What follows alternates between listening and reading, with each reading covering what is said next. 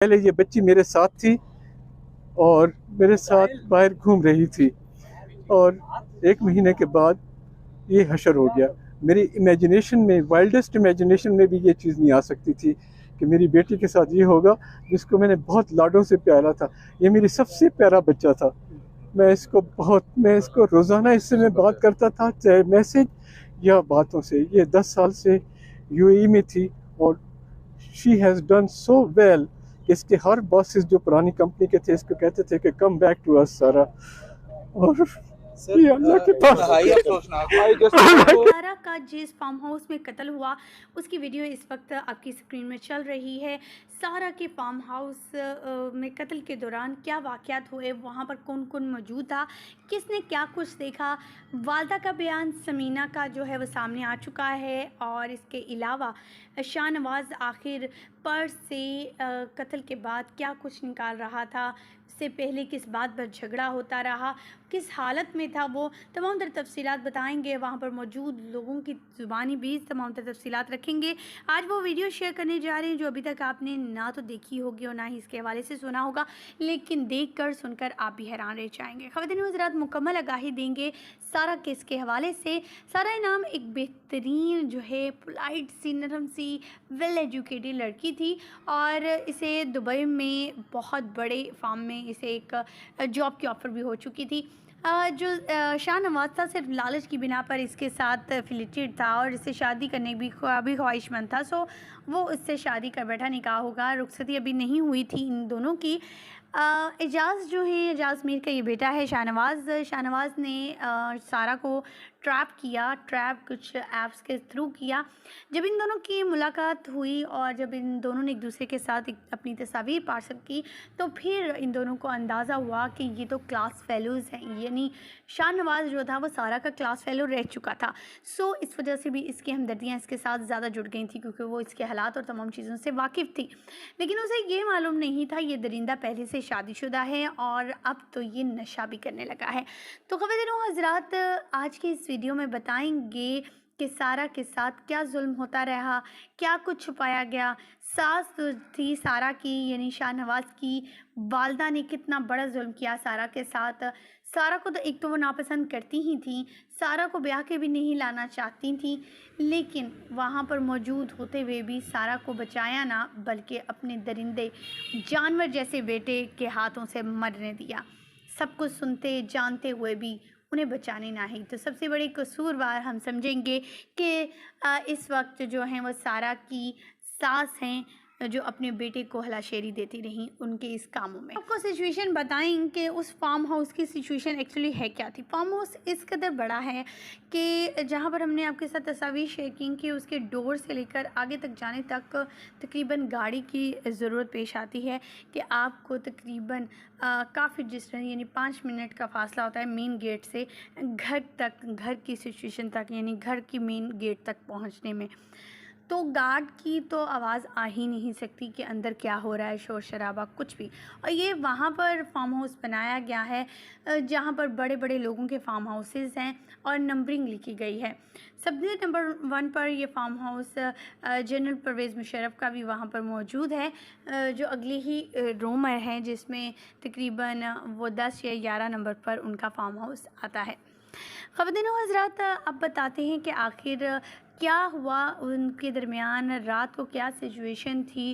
अब तो आप जानते हैं कि कल का उनका नमाज जनाजा भी हो चुका है, उनके वालिदैन भी कनाडा से आ चुके हैं। उनकी दुख भरी कहानी और अपनी बेटी को इस तरह हालत में देखकर वो कितने गमज़दा थे। अपनी बेटी जो हंसी मुस्कुराती थी, उसे जब उसका चेहरा देखा तो वो तो तड़प ही पड़े थे।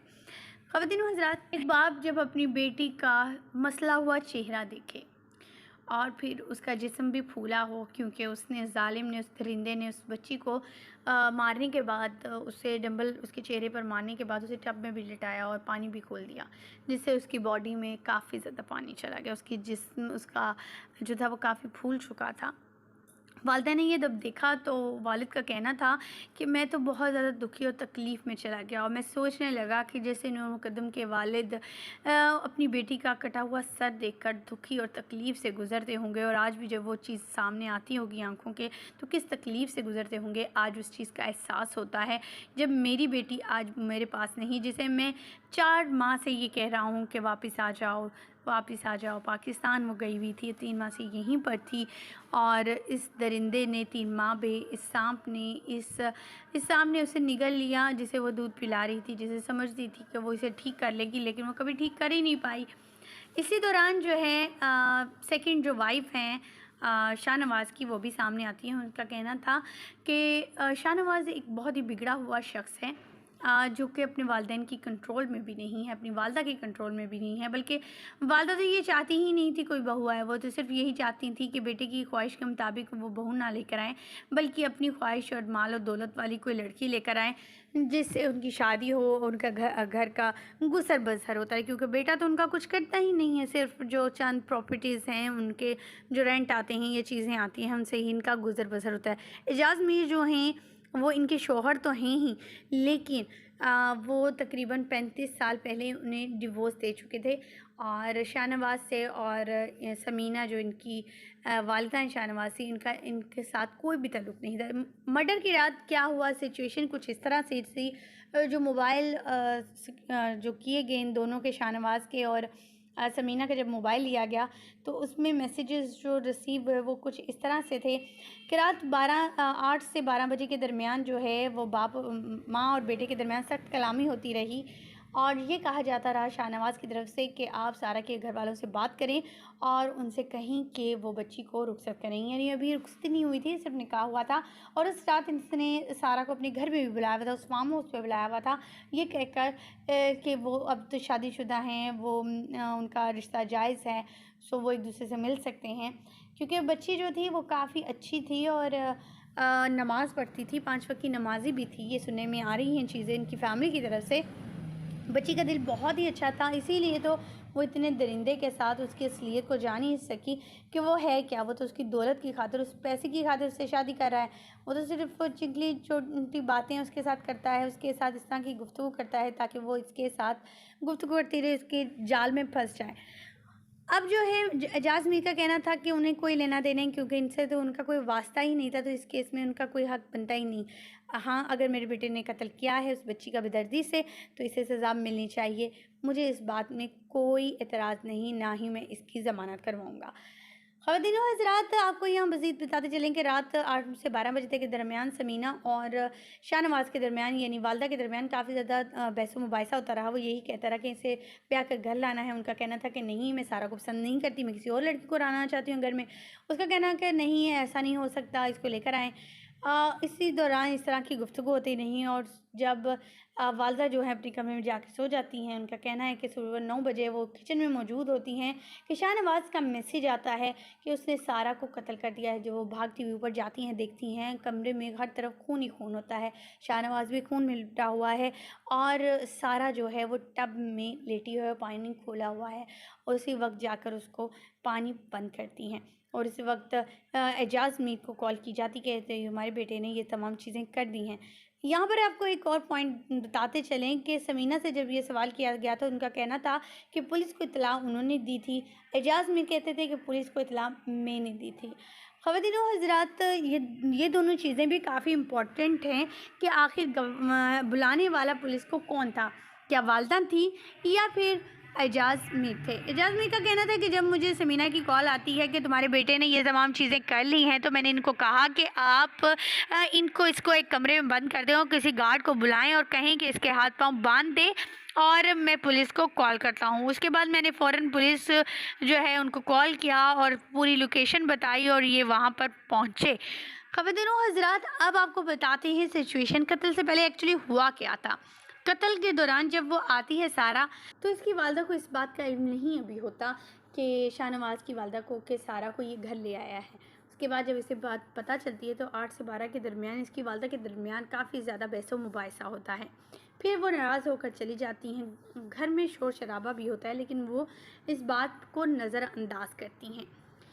शाहनवाज और सारा के दरमियान बहस इस बात पर होती है कि सारा 2 दिन पहले ही ये बात जान पाती है कि ये नशे भी करता है, इसकी 2 बीवियां भी हैं, जिस पर वो काफ़ी ज़्यादा गुस्सा हो जाती है। और तीसरी इसकी बड़ी बात ये सामने आई थी कि शाहनवाज ने एक गाड़ी जो सारा ने ली थी, उसने शाहनवाज से अपने नाम करवा ली थी, जिस पर उसको काफ़ी ज़्यादा गुस्सा था, क्योंकि लोगों ने इन्हें काफ़ी ज़्यादा आगाह कर दिया था कि ये लालची इंसान भी और तुम्हारे पैसे पर नज़र रखे हुए हैं। जैसे इन तमाम चीज़ों पर इन दोनों के दरमियान में बहस व मुबाहिसा शुरू हो गया। कुछ शाहनवाज अपनी वालदा की वजह से भी काफ़ी डिस्टर्ब था, और सारा की भी जब इन चीज़ों का उसे इल्म हो गया तो वो काफ़ी ज़्यादा घबरा गया, और चुप कराने के चक्कर में और अपनी अना के चक्कर में वो इसके साथ ज़्यादती करता रहा। पहले इसे मारता पीटता रहा, क्योंकि पोस्टमार्टम से इसके जिस्म पर मुख्तलिफ निशानात भी मिले थे कत्ल से पहले। उसके बाद इसका पासपोर्ट जो इसके बैग में मौजूद था उसको सीजर से काट देता है। फिर इसके मोबाइल जो इसमें तमाम चीज़ें, इसका डाटा, इसके घर की चीज़ें, इसकी नौकरी के तमाम चीज़ें जो भी इसके पास अवेलेबल थी इसके पर्स में, वो सारी चीज़ों को ये काट देता है, ख़त्म कर देता है, तोड़ देता है मोबाइल इसका, ताकि किसी से रब्ता ना कर सके। उसके बाद जब इनमें बहुत ज़्यादा तलकलामी बढ़ जाती है तो वो जिम के डंबल जो इसने अभी अपने बेड के नीचे ही रखे होते हैं वो उठाता है, इसके सर पे 1 2 3 बार करता है, जिससे उसका सर फट जाता है, वो खून से लथपथ हो जाती है, वो गिर जाती है ज़मीन पर। चंद सांसें अभी बाकी होती हैं तो ये दरिंदा इसे खींचता हुआ वॉशरूम ले जाता है और बात में इसको फेंक देता है, ऊपर से पानी चला देता है। उसकी वजह से जो उसकी 4 सांसें, 3 सांसें, 2 सांसें बची थी वो इसकी वजह से भी ख़त्म हो जाती हैं।